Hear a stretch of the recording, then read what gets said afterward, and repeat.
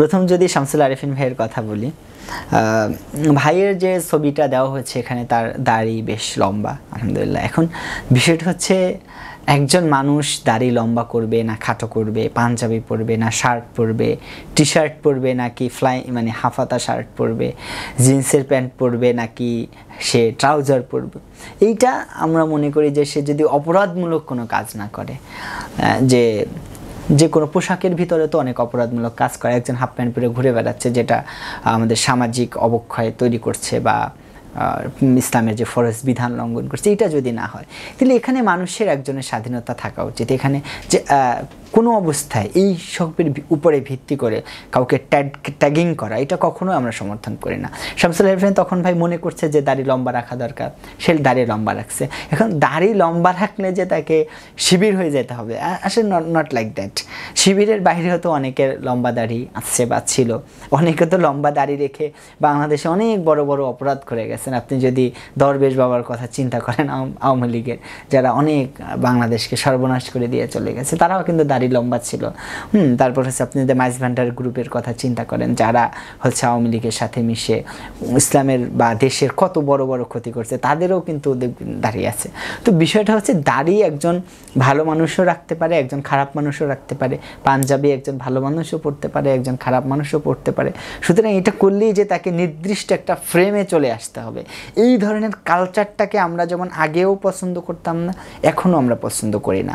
আর একটা বিষয় হলো ছাত্রদলের ভিতরে আমাদের লোক, এখন ভাই ছাত্রদল একটা আলাদা সংগঠন, বাংলাদেশ জাতীয়তাবাদী ছাত্রদল আর আমরা বাংলাদেশ ইসলামী ছাত্র শিবির, দুইটার আইডিওলজিক্যাল জায়গা যদি আপনি চিন্তা করেন, আমরা ইসলামিক কালচার ইসলামিক আইডিওলজিকে ফলো করি, তারা জাতীয়বাদী আইডিওলজিকে ফলো করে। আইডিওলজিক্যাল কিন্তু একটা বড় এখানে বিপরীতমুখিতা আছে। যেমন হচ্ছে যারা জাতীয়বাদ বা অন্য কোনো বাদকে ধারণ করে, সে কিন্তু স্লোগান দিচ্ছে আমার ভাই তোমার ভাই অমুক ভাই, সে কিন্তু ভাইয়ের রাজনীতি করছে বা ভাইকে স্লোগান দিচ্ছে। কিন্তু আমাদের জায়গা থেকে আমরা তো কোনো ব্যক্তিকে খুশি করার জন্য, কোনো ব্যক্তির জন্য, কোনো ভাইয়ের রাজনীতি, এই জায়গাগুলো তো আমাদের সাথে যায় না।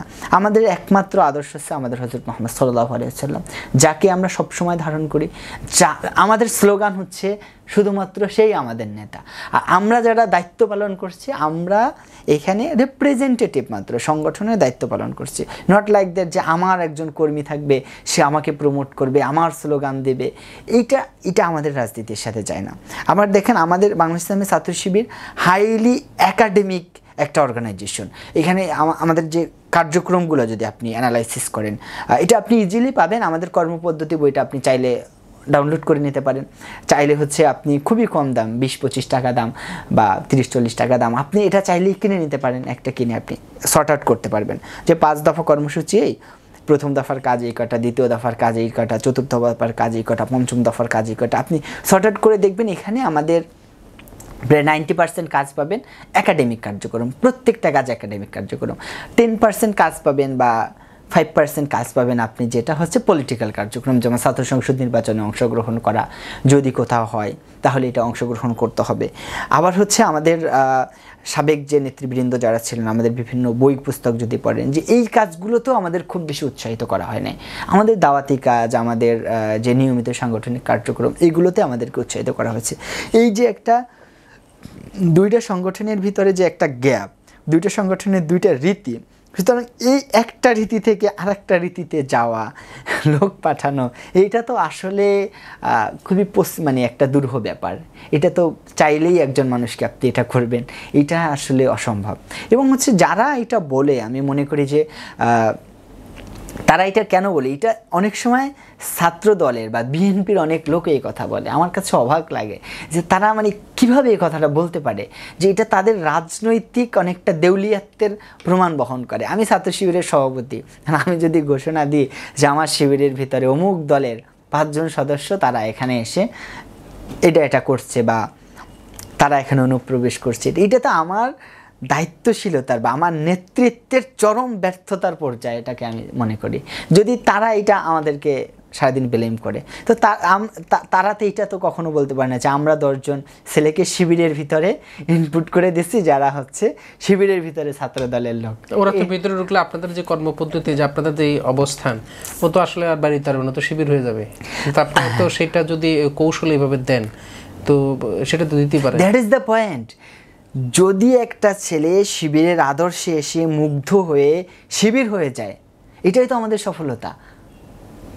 একটা ছেলে যদি শিবিরের আদর্শে এসে অন্য গ্রাউন্ড থেকে, অন্য একটা কালচার থেকে, অন্য একটা বিলিফ থেকে শিবিরে আসলে যদি সে 1 মাস থাকার পরে, 15 দিন থাকার পরে এটা যদি তার হৃদয় ধারণ করে, আর একটা ছেলে যদি শিবির থেকে যাওয়ার পরে বছরের পর বছর কাজ করার পরেও সে শিবিরকে হৃদয়ে ধারণ করে, সে ওই কালচারটা সে ধারণ করছে না, সে শিবিরকে লালন করছে, এটাই তো শিবিরের সফলতা। এটাকে মানে আপনি তাহলে তাদের রাজনীতিটা, তাদের পলিটিক্সটাকে এভাবে সাজাতে পারে যে একটা ছেলে জীবনের আমৃত্যু যখন আজরাইল আলাইহিস সালাম তার সামনে আসবে তখন পর্যন্ত তারা এটা ধারণ করবে, তার আইডিওলজিকে ধারণ করবে, তারা তাদের রাজনৈতিক যে কালচারগুলো, তাদের যে রাজনৈতিক ফাংশনগুলো, এগুলো তারা হচ্ছে এভাবে করুক, রিয়ারেঞ্জ করুক। এইটা তারা তাহলে এটা স্বীকার করুক যে আমাদের রাজনীতিতে কিছু ম্যাল প্র্যাকটিস আছে, আমাদের রাজনীতি কিছু পাওয়ার পলিটিক্স আছে, আমাদের রাজনীতিতে এমন কিছু আছে যা মানুষ ক্ষমতার দিকে দৌড়ায় বা হৃদয় ধারণ করে না। এটা তারা স্বীকার করুক। এটা যদি স্বীকার করে তাহলে তো এটা তাদের পলিটিক্যাল বড় ব্যর্থতা হবে। কিন্তু আমরা স্পষ্টভাবে বলতে পারি যে ছাত্র শিবিরের একটা জনশক্তি সে কখনো রাজনীতির জন্য দৌড়ায় না, সে কখনো ভাইকে খুশি করার জন্য দৌড়ায় না, সে কখন কিছু প্রাপ্তির জন্য দৌড়ায় না, বরং সে ছাত্র শিবিরকে হৃদয়ে ধারণ করে সে নিজেকে গড়ার জন্য ছাত্র শিবির করে।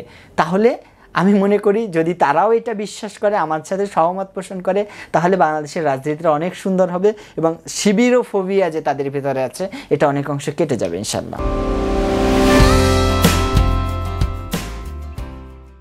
ইউএফটি ফার্স্টের সাথে ট্রেড করুন যে কোনো জায়গা থেকে, ক্যাম্পাসে ক্লাসের ফাঁকে, ঢাকার জ্যামে বসে কিংবা ঘরে বসে।